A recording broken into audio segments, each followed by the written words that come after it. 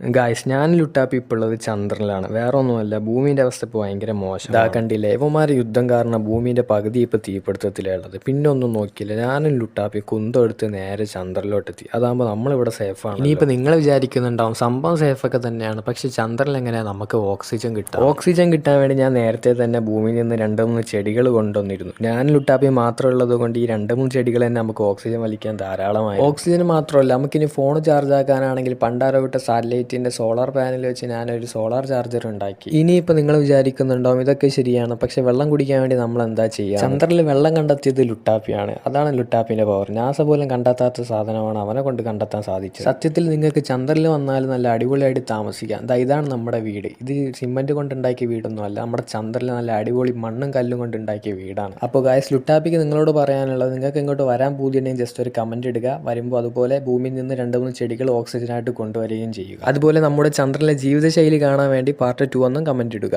അപ്പോൾ okay, by.